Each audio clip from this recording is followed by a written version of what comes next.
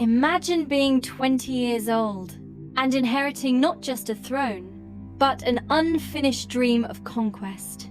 A kingdom surrounded by enemies, generals twice your age questioning your authority, an army waiting to see if you will fail. This was the world of Alexander of Macedon.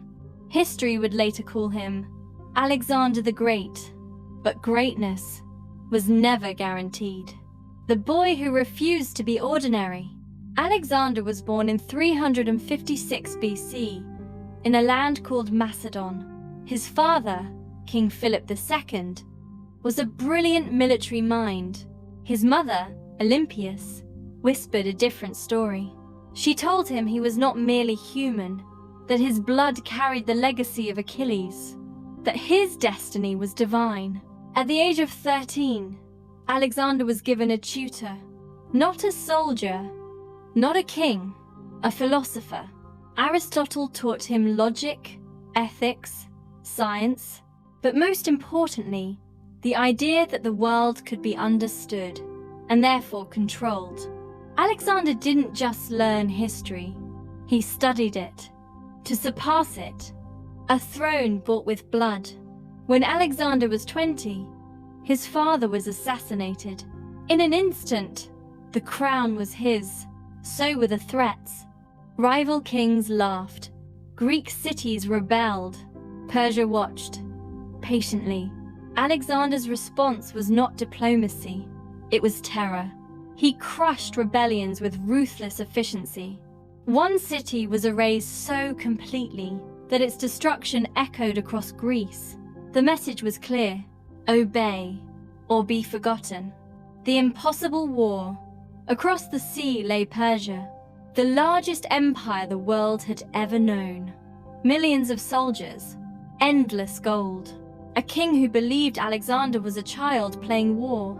Alexander crossed into Asia with an army that should have lost.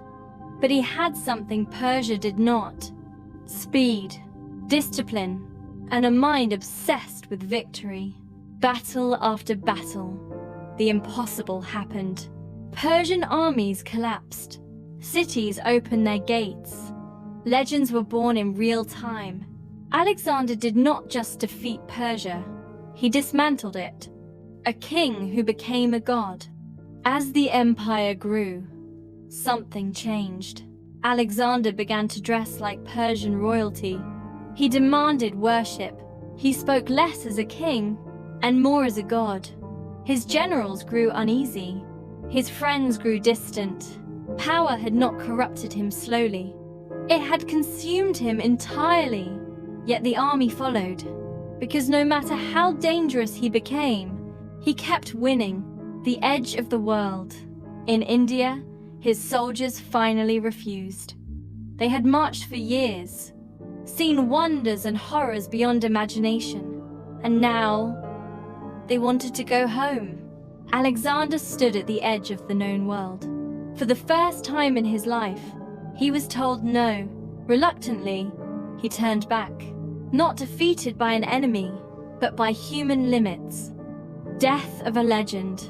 At 32, Alexander fell ill in Babylon. Some say poison, some say fever, some say the weight of his ambition finally broke him. When asked who should inherit the empire, he whispered, "To the strongest." Within years, everything he built collapsed into war. But his name never died. Why Alexander still matters.